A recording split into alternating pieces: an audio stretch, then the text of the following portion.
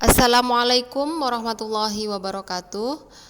Apa kabar Ananda semua? Semoga semuanya dalam keadaan sehat.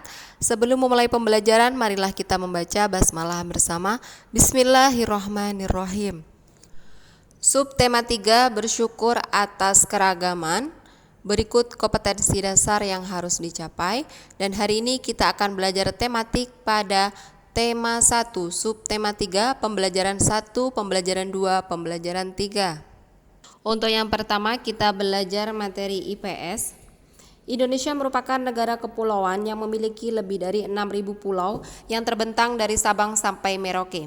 Sebagai negara tropis, Indonesia mempunyai kekayaan alam yang beragam, terutama hasil rempah-rempah seperti kunyit, jahe, kencur, lengkuas, kemiri, cabai, kelapa, gula, aren, dan lain-lain. Dari keragaman rempah yang dimiliki muncullah beragam makanan tradisional yang khas. Nasi kapau terdiri atas nasi, sambal, dan lauk pauk khas kapau, gulai sayur nangka, gulai tunjang, gulai cangcang, dan gulai babe.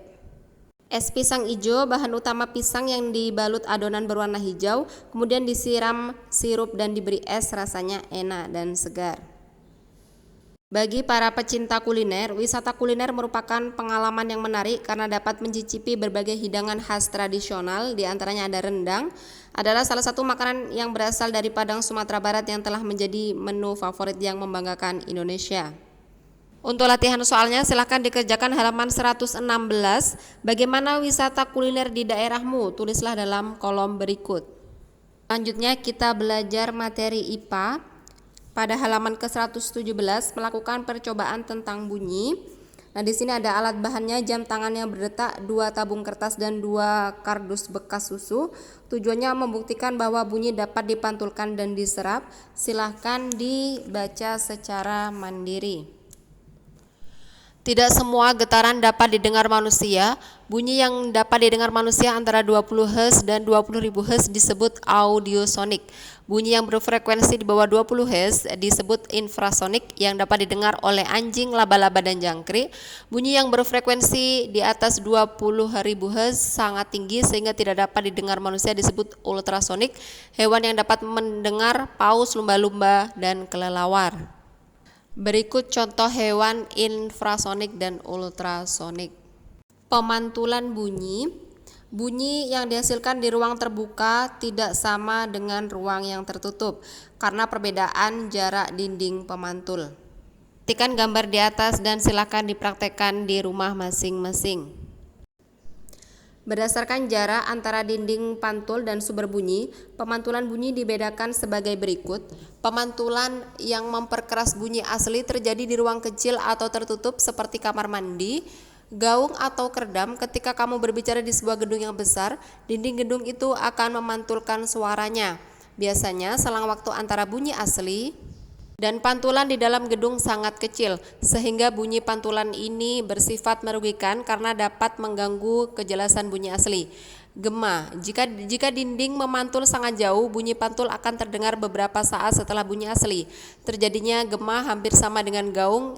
Itu terjadi karena pantulan bunyi, namun gema hanya terjadi jika sumber bunyi dan dinding pemantulnya jaraknya jauh. Berikut adalah contoh anak yang melakukan pantulan bunyi gema. Penerapan bunyi gaung dan keredam sangat merugikan karena menghasilkan bunyi yang tidak jelas. Untuk menghindari peristiwa ini, gedung-gedung yang mempunyai ruang besar seperti aula telah dirancang supaya tidak terjadi gaung. Selanjutnya di halaman 133 melakukan percobaan pemantulan dan penyerapan bunyi. Nah, di sini ada beberapa media, diantaranya piring kaca, piring plastik, piring kaleng, gabus, 2 tabung kertas, beberapa buku, dan arloji yang berdetak.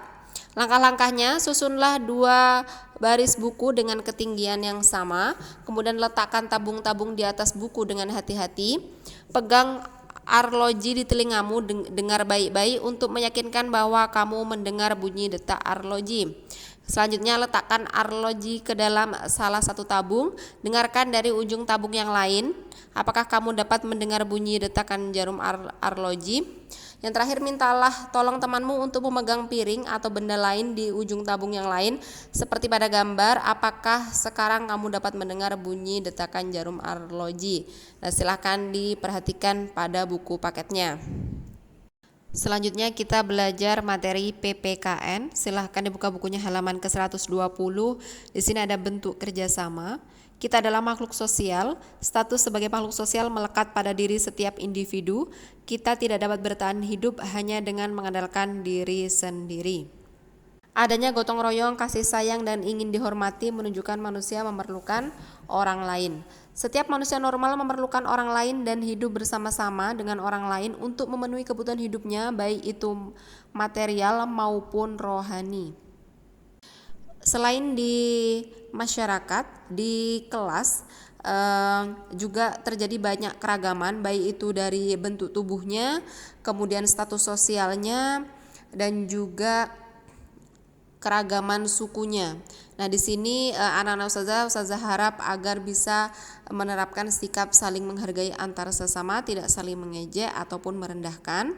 Nah, kemudian ada juga teman yang mengalami kesulitan, membutuhkan bantuan dan perhatian. Nah, di sini contohnya bekerja sama dengan melakukan kerja kelompok.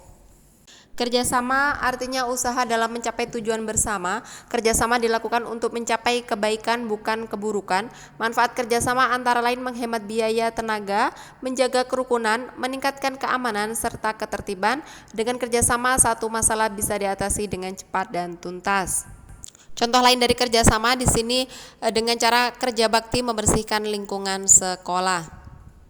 Indonesia memiliki beragam budaya, contohnya tari-tarian tradisional. Tetapi tari-tarian tradisional Indonesia mulai berkurang peminatnya karena masuknya budaya barat seperti break dance dan modern dance.